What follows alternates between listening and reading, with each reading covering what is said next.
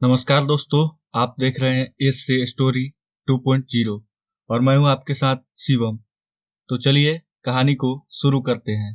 कहानी को शुरू करें उससे पहले आपसे एक अनुरोध है कि अभी तक आपने हमारे चैनल को सब्सक्राइब नहीं किया है तो कर लें और नोटिफिकेशन को ऑल पर सेट कर लें ताकि आपको हर अपडेट सबसे पहले मिले। कहानी को शुरू करें उससे पहले आप अपने दोनों कानों में ईयरफोन या हेडफोन का प्रयोग करें जिससे आपको मेरी आवाज स्पष्ट रूप से सुनाई दे। तो चलिए कहानी की ओर बढ़ते हैं। बच्चों के लिए स्कूल उनका दूसरा घर कहलाता है। घर जहां हम सेफ फील करते हैं। पर तब क्या होगा अगर हम वहां भी सेफ ना हो?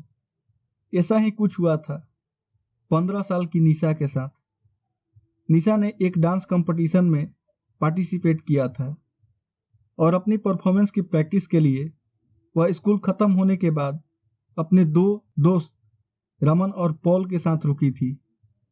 डांस प्रैक्टिस करते वक्त निशा के दोस्त पॉल का बैलेंस बिगड़ गया और वह नीचे गिर गया। उसका पैर ट्विस्ट हो गया था और वह बुरी तरह दर्द से चिल्ला रहा था। स्कूल के सब टीचर्स जा चुके थे और हेल्प के लिए उन बच्चों के पास कोई भी नहीं था। तभी निशा भागकर मेडिकल रूम गई, लेकिन वहां भी तब तक ताला लग चुका था।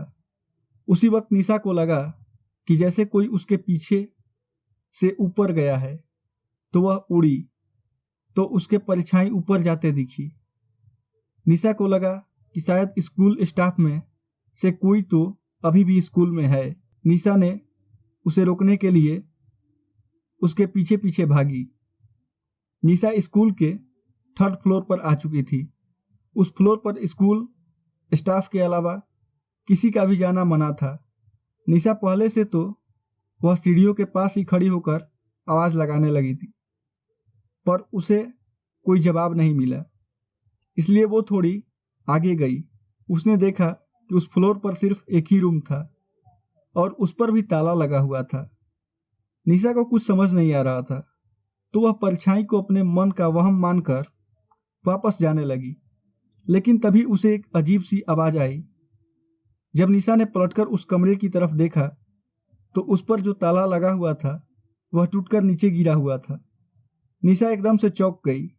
वह उस रूम के अंदर गई। उसे दिखा एक आदमी खिड़की की तरफ मुंह करके खड़ा है। निशा ने उससे पूछा क्या वह उसके साथ चलकर पॉल की मदद करेगा, लेकिन वह आदमी ने निशा के बात का कोई रिएक्शन नहीं दिया।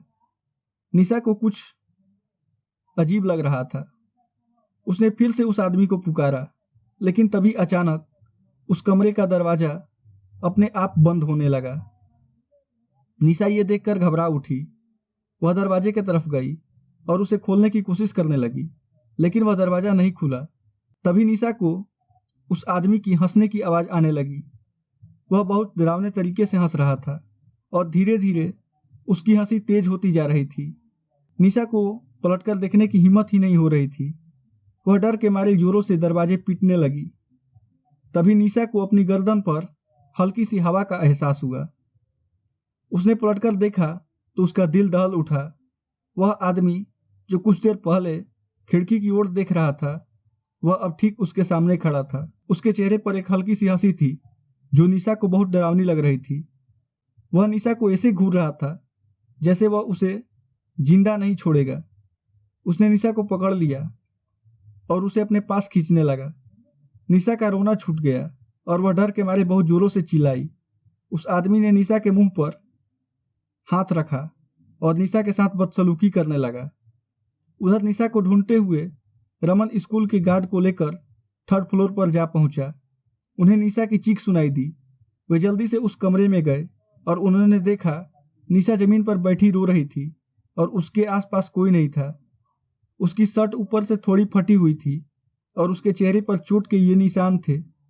उसने सबको अपने साथ हुआ सारा किस्सा बताया। निशा के साथ हुए इस हादसे को सुनकर स्कूल गार्ड का चेहरा बिल्कुल पीला पड़ गया।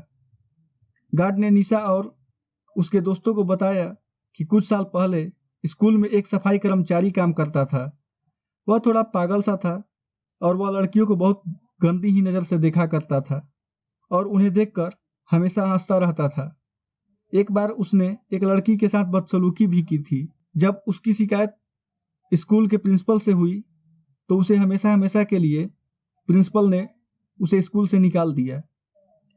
उसके एक हफ्ते के अंदर उस पागल आदमी ने 3rd फ्लोर वाले स्टोरेज रूम में जाकर खुद को मार डाला। उसकी मौत का काफी दिनों तक किसी को पता ही नहीं चला था। उस आदमी की बॉडी बहुत ही डरावनी हालत में पाई गई थी और तब से उसकी आत्मा उसी कमरे में भटक रही है।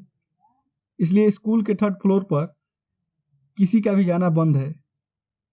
इस इंसिडेंट के बाद निशा इतनी डिस्टर्ब हो गई कि वह कुछ दिन तक स्कूल ही नहीं गई, बल्कि कुछ महीनों में उसे एक नए स्कूल में एडमिशन ले लिया, लेकिन वह कभी इस आदमी की भयानक हंसी को दोस्तों, आपको यह कहानी कैसी लगी आप हमें कमेंट बॉक्स में बता सकते हो। और आपके पास भी कोई ऐसी इंटरेस्टेड कहानी हो जिसे आप हमारे साथ शेयर करना चाहते हो तो डिस्क्रिप्शन में दिए गए मेल पर मेल कर सकते हो।